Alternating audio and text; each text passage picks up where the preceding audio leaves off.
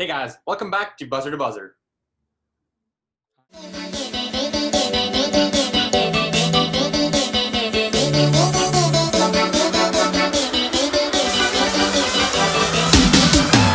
guys, so the NFL season will be starting off this Thursday with the Texans and the Chiefs. Now, initially this season of the 2020-2021 season was under speculation, largely because of the COVID-19 pandemic.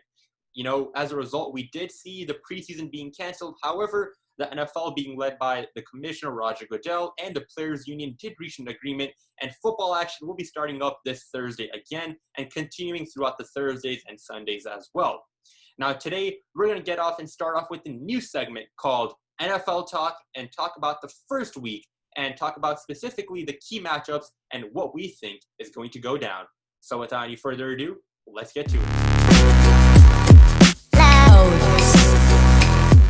All right, so we're going to get started off with the first game of this NFL season, that being the Houston Texans being led by Deshaun Watson, who recently secured a very large contract worth $160 million, but nothing as compared to the Chiefs being led by Patrick Mahomes, who over this offseason, we all know, secured that $500 million plus contract, binding himself to the Chiefs for the next 10 years. Now, guys, this is for sure going to be a great matchup, being led by two great quarterbacks.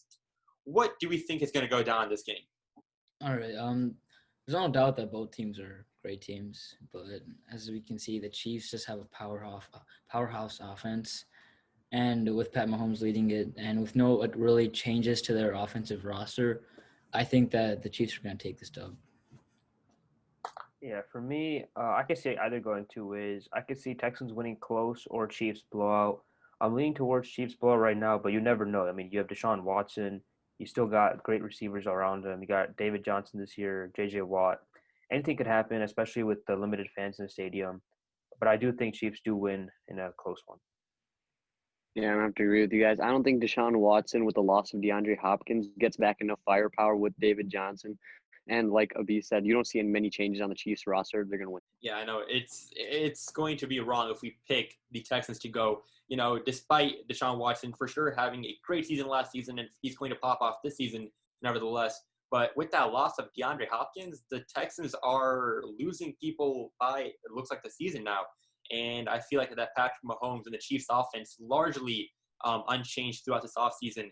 There's no question that this will for sure it'll be a good game, but I feel like in the fourth quarter, the Chiefs will pull away and Pat Mahomes will lead them to a victory. All right, let's move on to the second key matchup, which we will be talking about today, that being the Cleveland Browns, led by Baker Mayfield, against the Baltimore Ravens, being led by Lamar Jackson.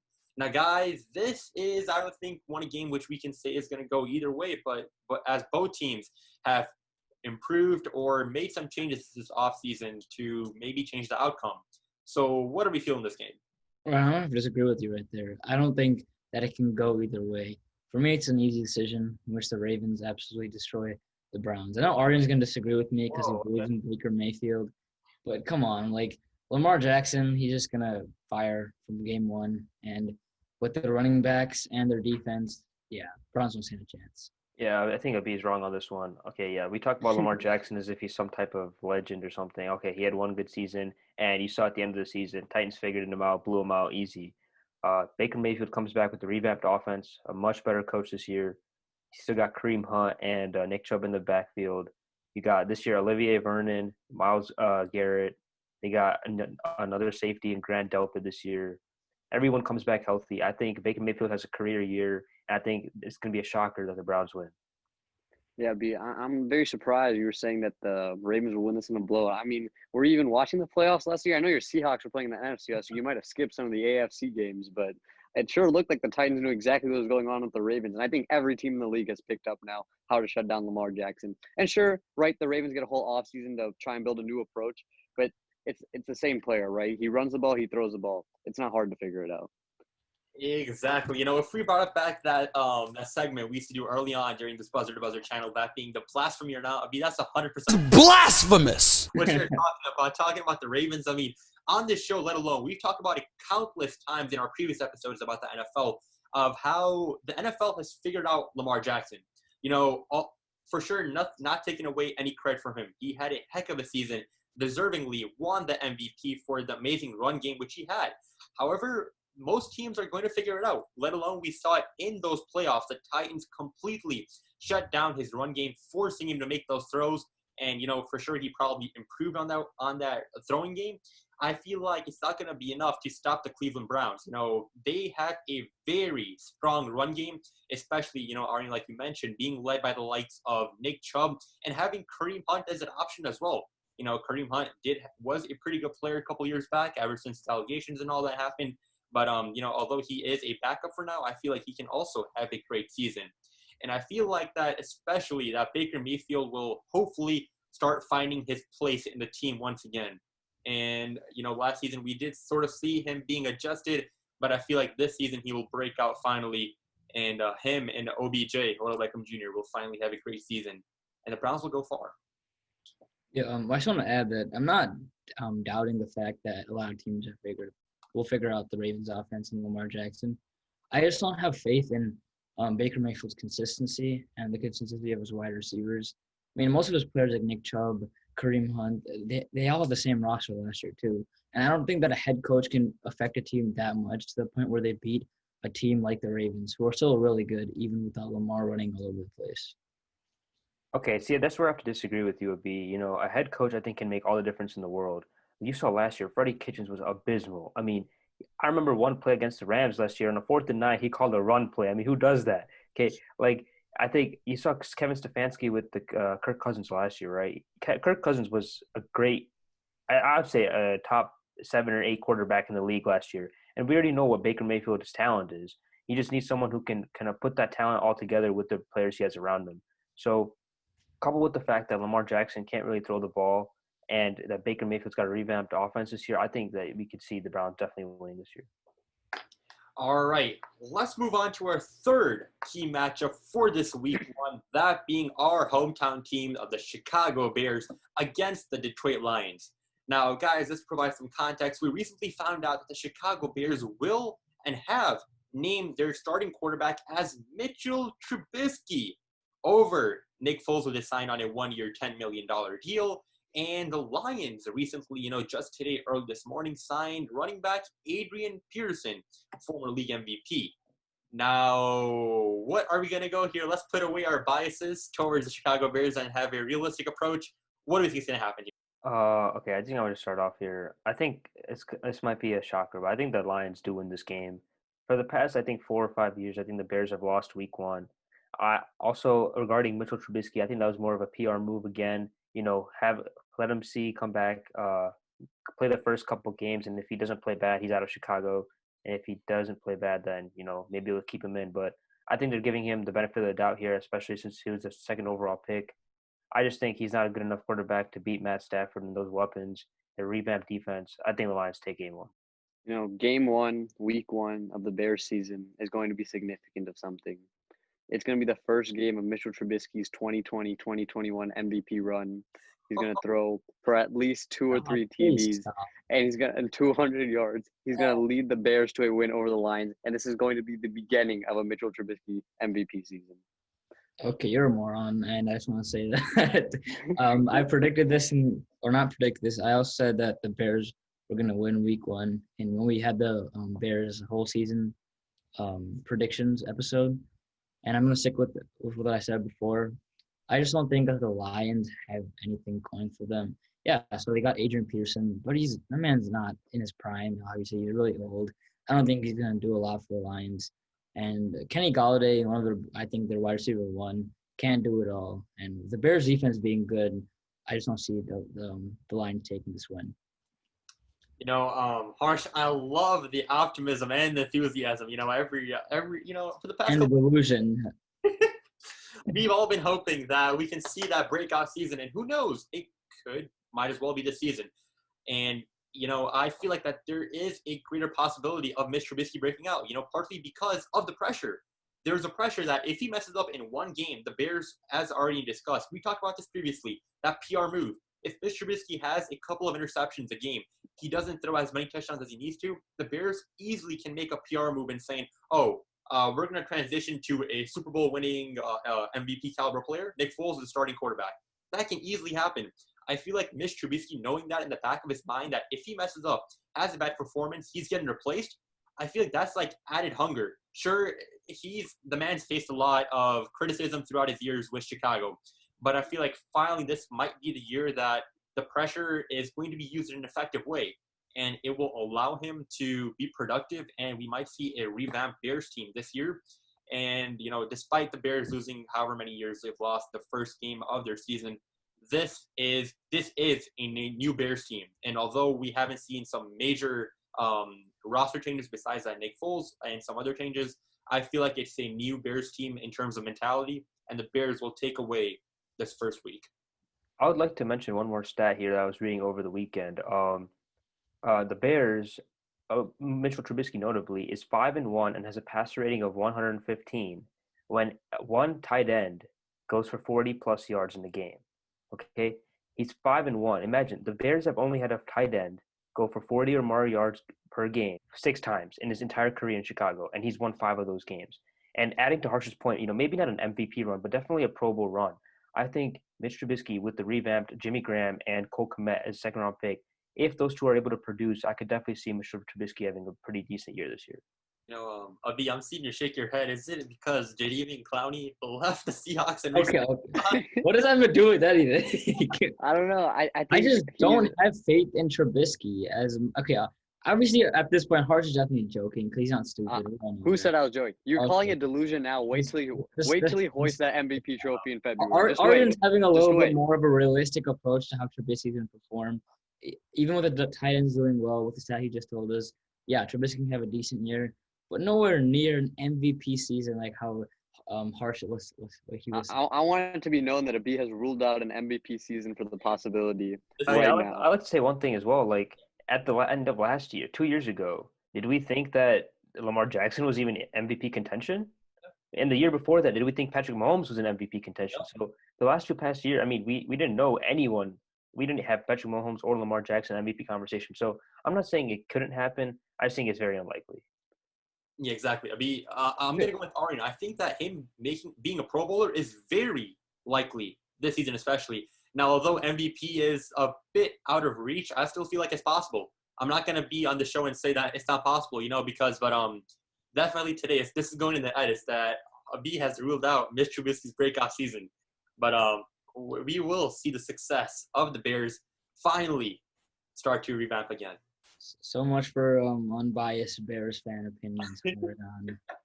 It's not unbiased. It's analytical thinking. I provided stats. Okay, I'm telling you, Trubisky he can be a good, effective quarterback with complementary tight ends. Okay, effective, but not MVP. Yeah.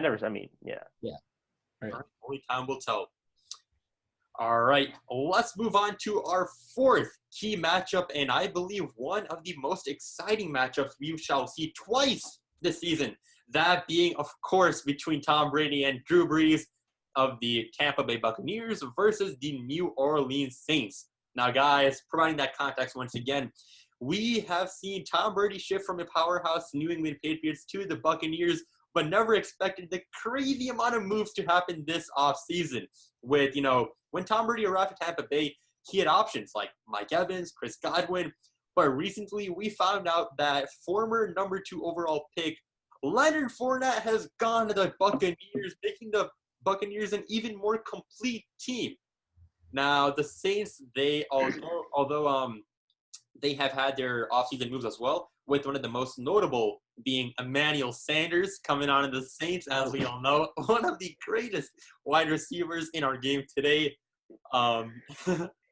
Could we have a separate episode of debate Rayon's stupid statements about Emmanuel Sanders? we can dedicate one, the first half to LeBron James, the second half to Emmanuel Sanders. Yeah. That's a good idea. I feel like he's always been slept upon, and he's going to make you guys pay, especially in fantasy this year. Who has slept upon him?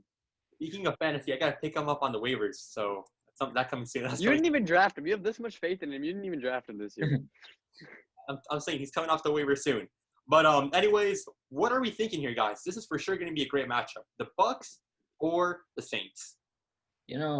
At this point, with the Bucks being hyped up this much, I don't really see who the underdog is here. But I'm gonna have to go with the Saints in Week 1. Obviously, I know the Bucks are a stacked team right now when you look at all the players that they have, but I'm just not sure that I can 100% say that they're all gonna perform, every single player. And if they don't perform, I think that Drew Brees and Michael Thomas and Alvin Kamara will just, or if yeah, Alvin Kamara will just beat the. Yeah, I'm gonna have to agree with the B here. I don't think that the Buccaneers have enough defensive firepower to shut down the Saints, right? This is going to be a high-scoring offensive matchup. We know that for sure. But it's going to come down to which team has the better defense. I don't see the Buccaneers having a top 15 defense in the league at all. The Saints, they could very well be in that argument, which is why I think I have to take the Saints here over the Buccaneers. Yeah, I have to agree. I'm taking the Saints here. Not for the defense reasons, but I think just for team chemistry. Obviously, the Saints have been longer as a group together for, I don't know, 3 or 4 years. The Bucks are just getting started. You know, they brought a new quarterback, new running backs, new offensive linemen. I think it's going to take maybe a month or two for them to fully gel and get together. So just be purely for that reason, I think the Saints win. I'm going to go on the contrary. I think that in the little time, in a couple of months, with COVID going on and the amount of time which teams have had to prepare with the new lineups, I feel like that Tom Brady's going to shift well, and these players are going to hit it off right away. I feel like the Buccaneers, that chemistry is not going to be something we see lacking, and that they're going to be in sync right away. Now, of course, we have talked about that. The Bucs defense, as compared to the Saints, is for sure much more lacking in the terms that the Bucs aren't as well on the defensive end. However, I feel like that their offense will supplement that and provide enough to beat the Saints and the offense between Drew Brees, Michael Thomas, and Alvin Kamara. All right, guys. So let's move on to our fifth and final key matchup for this first week of the NFL season, that being between the Dallas Cowboys and the Los Angeles Rams. Now, guys, the Dallas Cowboys are being led right now by their quarterback, Dak Prescott, who over the past summer, him and Jerry Jones are still going back and forth over how much is Dak Prescott worth. Earlier this summer, there were reports that he was offered a $40 million plus per year contract. However, he thinks that he is worth more than that, despite not winning an MVP, not making a deep playoff run. Very questionable. And then the Los Angeles Rams being led by former Super Bowl caliber player, that being Jared Goff and Sean McVay as their head coach. So, guys, what are we feeling is going to happen? Is this going to be the start of the Cowboys' eventual breakout season? What are we feeling? Yeah, I think the Cowboys are making a deep playoff run this year, especially with the revamped offense, Mike McCarthy bringing in. I think Cowboys take this game very easily. They're at home. They just have a much better offense and defense than I think the Rams. I just think they're just more talented and they win this game. Yeah, I'm going to agree with Arian here, especially after the receivers, Amari Cooper, CeeDee Lamb, Michael Gallup. I think that the Cowboys have a really stacked offensive power this year. And I just haven't seen that Super Bowl caliber team that we saw in the Rams last season at all. And I think that Jared Goff has just become very inconsistent, and he's an overrated quarterback in my opinion. So I think the Cowboys will take this one. Sean McVay is one of the better coaches in this league, and we all know that. It's looking at what the Dallas Cowboys did this offseason by bringing in offensive piece CeeDee Lamb, I believe. And what they're doing here is that they're developing their offense. But I really still see a big question mark on that Dallas Cowboys defense. And I don't know if they can hold a highly questionable Rams offense. Yes, the Rams offense has been very inconsistent, but they've had a very long offseason to address all the problems in that offense. And not to mention that Rams defense is not a defense to be slept on. They are one of the best defenses in the league. And I think they'll be able to shut down the Cowboys, who will be very confused this week 1. I'm going to go with Harsh. Although the Rams are an underdog, I feel like that they're going to be able to pull away this game. And partly is due because I feel like the Cowboys are lacking team chemistry. I feel like there's tension, especially due to the quarterback position of the players unsure if they have a future with Dak Prescott. And especially, we found out that earlier this week that Sean Collins, the offensive tackle of the Cowboys, he will not be playing on the injury reserve list right now. I feel like that takes a big blow away from the Cowboys offense. And despite, we've seen Jared Goff become a bit more inconsistent over the years, up and down, I feel like he will navigate the Rams to a win this first week.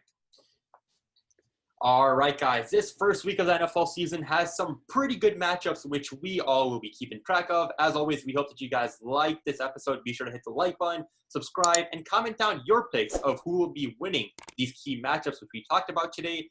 And on a further note, since this NFL season has been starting, we want to keep track of our picks and see who has been accurate. Maybe we can even form some statistics based off of our picks. And at the start of every next episode, we're going to be talking about our previous picks and see who has been being the Stephen A. Smith or who's been the Max Kellerman and who has been getting the picks right. All that good fun for sure to come in the future episodes. So, as always, guys, take care, and we'll catch you guys on the next one. See ya.